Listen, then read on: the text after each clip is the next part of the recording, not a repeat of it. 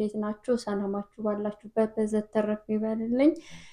በአዲስ ቪዲዮ ለእናንተ ይጠቅማል የሚለውን ለእህቶቼ አጠር ያለ መልእክት ይዤላችሁ መጥቻለሁ። እህቶቼ እናንተን በማዳመጥ ላላዳመጡ ስላልደረሳቸው ሸር በማድረግ አድርሱልኝ ማለት ነው። እስከ መጨረሻው አብራችሁን ቆዩ። እንደ አጠቃላይ ጥንቃቄ መልእክት ነው። በአረብ ሀገር የምትኖሩ እህቶቼ ያው ሁል ጊዜም ይባላል፣ ሁል ጊዜም ይነገራል። እኛ ግን አንሰማም፣ አንማርም፣ አንለወጥም። ከሌሎቹም ለመማር ለማየት አንሞክርም። በዛ ለእኛ ከፍተኛ ጉዳት ያደርስብናል። ህይወታችንም እስከ መነጠቅ ድረስ የሚያደርስ ማለት ነው እና በዚህ በአረብ ሀገራት ዙሪያ ላይ ብዙ እህቶች እየሰሩት አሉ፣ ወንድሞችም እየሰሩት አሉ። እሱን ቪዲዮ በማየት ለእናንተ የሚጠቅማችሁን በመውሰድ ተጠቀሙበት፣ ተቀየሩበት ማለት ነው። ዛሬ በጣም አስፈላጊ እና አንገብጋቢ የሆነ መልእክት ነው ይዤላችሁ የመጣሁት እህቶቼ፣ የማዳም ቅመሞች ማለት ነው። ምንድነው እሱ?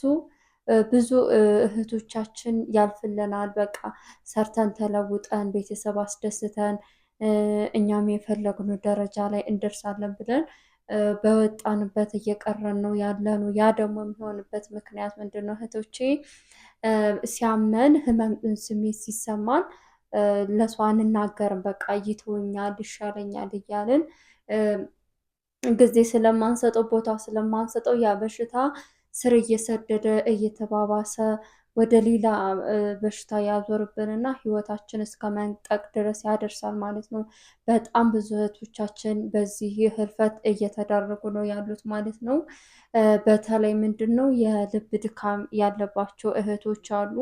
አሁን በጣም ሙቀት ስለሆነ ያ ሙቀት መቋቋም ስለማይችሉ በዛ ባሉበት በተኙበት በቃ ጸጥ ብለው እየቀሩ ነው ማለት ነው። ስለዛ እህቶች በቻላችሁት አቅም ጥንቃቄ አድርጉ።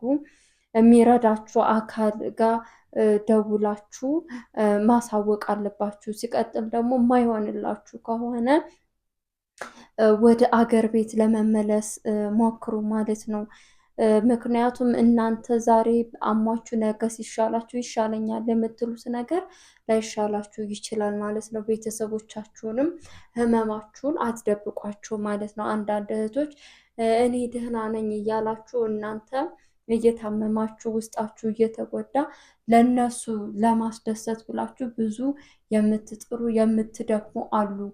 ከመጣራችሁ መልካም ሆኖ ለቤተሰብ ነገር ግን የእናንተን ደግሞ የወጣችሁበትን አላማ በቃ ከቤተሰብ ርቃችሁ ብዙ ነገሮችን ትታችሁ የሄዳችሁበትን አላማ ላለመዘንጋት ሞክሩ እህቶቼ። አሁን እኔ በዚህ ሳምንት ሁለት እህቶች ሞት ሰምቻለሁ። አንድ እህታችን የ14 ዓመት በሳዑዲ ቆይታ ቤተሰብንም ሳታይ እሷም ለረጅም ዓመት በናፍቆት ቆይታ እንግዲህ ህይወቷ አልፏል ማለት ነው። በጣም የሚያሳዝን ነው። ቤተሰብ ነገ ዛሬ ትመጣለች እያሉ እየጠበቋት ሞትን መርዶ መስማት በጣም ያማል እህቶች፣ በጣም ማለት ነው።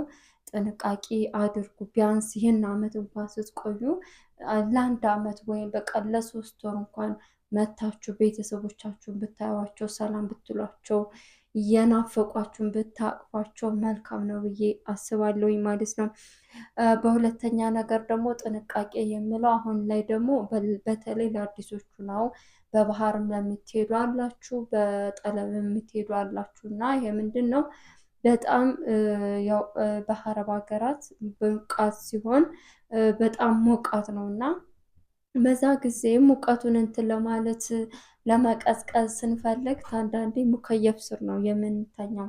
ያ ሙከየፍ ደግሞ ኃይል በበዛበት ሰዓት ወይንም ሆነ የተበላሸ ነገር ካለው ይፈነዳል፣ ይቃጠላል ማለት ነው። ቀጥታ ያ ፈነዳ ተቃጠለ ማለት የእኛንም ህይወት ይነጥቀናል ማለት ነው እና በተቻላችሁ አቅም እስሩ ባትተኙ ጥሩ ነው ብዬ አስባለሁ ማለት ነው። በሶስተኛ ነገር ደግሞ በጣም ለየት ያለ ይሄ ደግሞ ሶስተኛ ላይ ያስቀመጥኩት ጥንቃቄ መልእክት ምንድን ነው? አንዳንድ እህቶች አላችሁ በማወቅም ባለማወቅም ይሁን አላቅም በተለየ ሳኡዲ ውስጥ ያላችሁ ናችሁ። አሁን በቅርብ ጊዜ በሶሻል ሚዲያ እየተላለፈ እየተዟዟረ ያለ ነገር አለ። እሱ ምንድን ነው? አንዳንድ እህቶች ምን ታደርጋላችሁ? ከሳኡዲ መንግስት ጋር ፎቶችሁን ታቀናብራላችሁ። ከሳኡዲ ዜጋ ከሆነ ሰው ታቀናብራላችሁ። እናንተን ያቀፈ እየመሰለ ከእናንተ ጋር እየተሳሳመ እየመሰለ የሚሰሯቸው ነገሮች ዛሬ እንደ ቀላል ላይ ቀርጻችሁ የምትፖስቷቸው እናንተ ብቻ አይደላችሁም መፖስታችሁ። እናንተ ፖስቱ የሚያያችሁ ግን በጣም ብዙ ህዝብ ነው። ይሄን ማወቅ አለባችሁ። ነገ ላይ እናንተ ተጽዕኖ እንዳይፈጥርባችሁ በጣም ጥንቃቄ አድርጉ።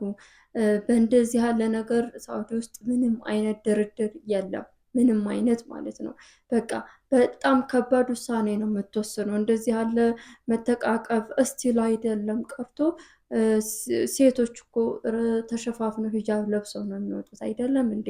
ማታውቀውን ወንድ እኮ ሰላም ማለት አይቻልም። በዛ ሀገር ህጋቸው ከባድ ነው።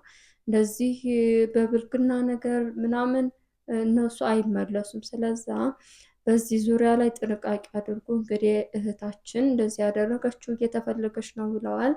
ፈጣሪ ያግዝሽ ማለት እወዳለሁኝ። እንግዲህ እንደ ቀላል ምን መስላቸው ከባድ ሆነው እኛ በማናስበው አቅጣጫ ነው የሚሄድብን። እህቶቼ በቃ ጥንቃቄ አድርጓ። ከማንም ጋር አታቀናብሩ። የእናንተ ያልሆነ የእናንተ አይደለም እና ስርዓቱን ህጉን ማወቅ አለባችሁ፣ የምትኖሩበትን አገር ማለት ነው። ስለዛ ይሄንን ለማስተላለፍ ነው ዛሬ የመጣሁት እህቶች። በሌላ እና በአዲስ ቪዲዮ መመጣላችሁ ይሆናል። ይሄ የናርዲ ግሬስ ዩቲዩብ ቻናል ነው። ሰብስክራይብ ያላደረጋችሁ ሰብስክራይብ በማድረግ ላይክ፣ ሼር በማድረግ አበረታቱኝ። አመሰግናለሁ። መልካም ጊዜ